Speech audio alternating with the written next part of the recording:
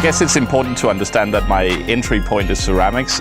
A pretty straightforward sort of material to use when you're interested, as I am, in making objects and dealing with how humans interact and understand objects.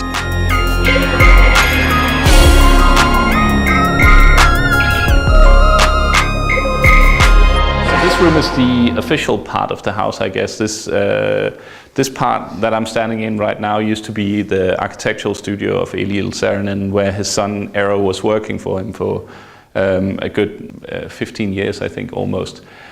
So the two interventions that I've done here, the first one, which is behind me here, is called The Future. And it's kind of a play on thinking about the modernist moment and thinking about sort of the potential to kind of dream about the future and the potential to kind of think about what the world might look like and what the world might be able to kind of develop into.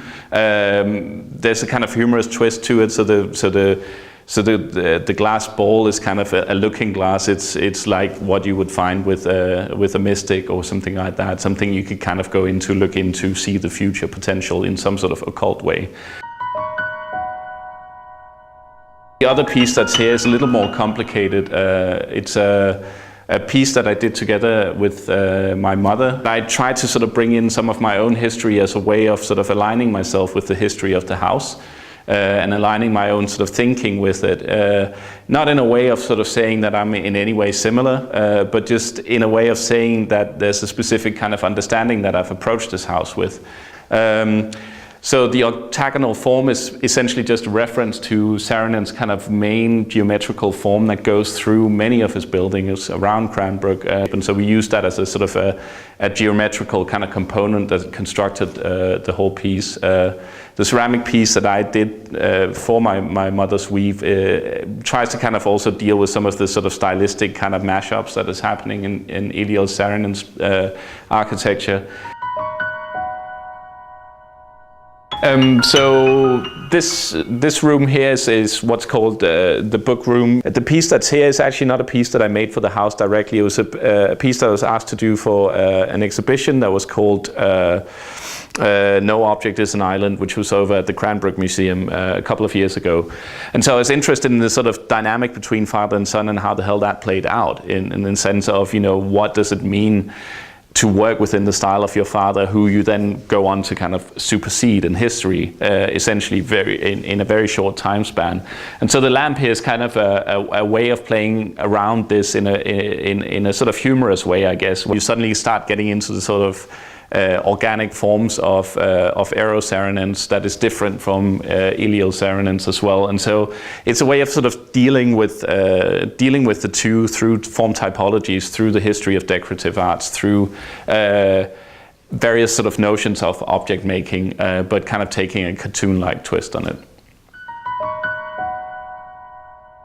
So the piece behind me here is in the dining room, which possibly is one of the most sort of recognizable rooms from the whole house here. And I chose this place to be the place where I tried to sort of deal with the condition of the house as such. So again, sort of using sort of the methodology of ceramics and decorative arts and those sort of things, I chose to use the format of a bowl because that would be possibly one of the things you would see on this table. Then with this bowl here, I made it in such a way that the glaze is sort of dripping upwards. So it seems as if gravity essentially is pulling the wrong way, or that something kind of almost cinematic is happening in the sense that suddenly we see an idea of material performing in the way that it normally doesn't. And so it's a way of kind of thinking about sort of the stopping of time, or almost how one would go into a cave and see sort of dripping stones and whatever else have you.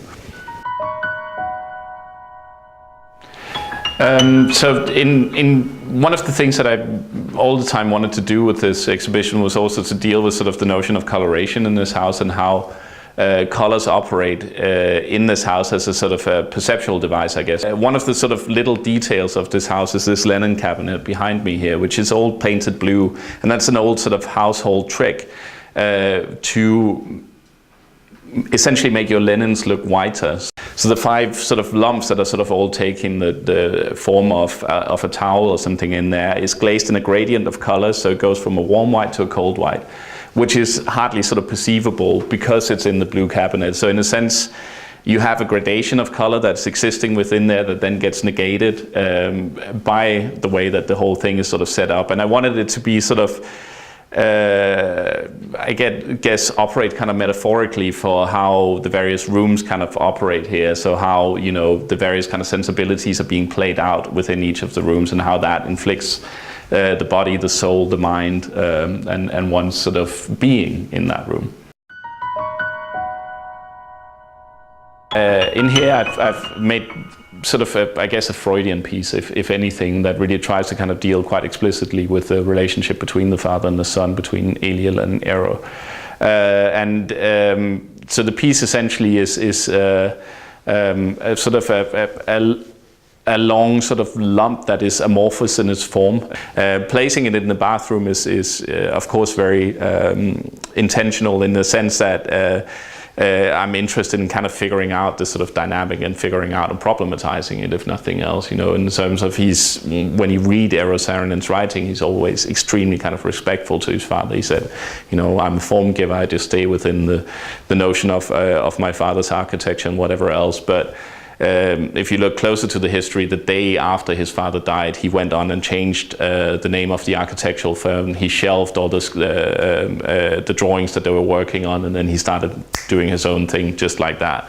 So certainly there must have been something going on, but it's never been documented, at least not what I've been able to kind of figure out.